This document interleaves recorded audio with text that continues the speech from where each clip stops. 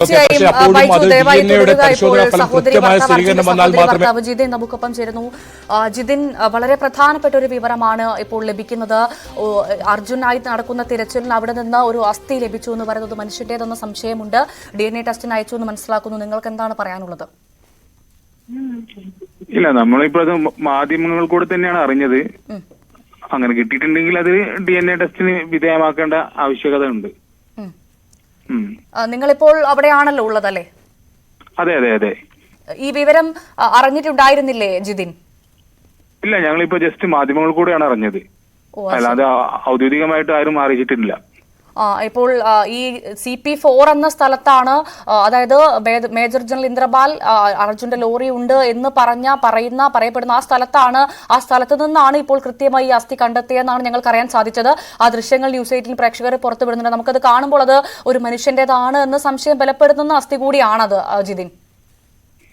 തീർച്ചയായിട്ടും ആ രീതിയിലാണ് നമ്മൾ അത് DNA ടെസ്റ്റ് ചെയ്തിട്ട് അത് അതിന്റെ റിസൾട്ടിന് വേണ്ടി കാത്തിരിക്കേണ്ട ആവശ്യകത ഉണ്ട് നിലവിൽ.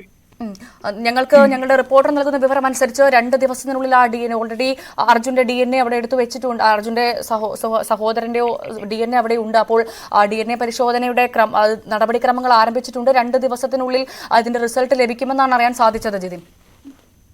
അതെ, അർജുന്റെ അനിയന്റെ DNA ടെസ്റ്റ് ഇവിടെ ഓൾറെഡി ഉണ്ട്. അത് ചെയ്ത് ക്രോസ് മാച്ച് ചെയ്യേണ്ടി വരും. അത് ഈ വാർത്ത കേൾക്കുമ്പോൾ എന്തെങ്കിലും ഒരു പ്രതീക്ഷയുണ്ടോ നിങ്ങൾക്ക്?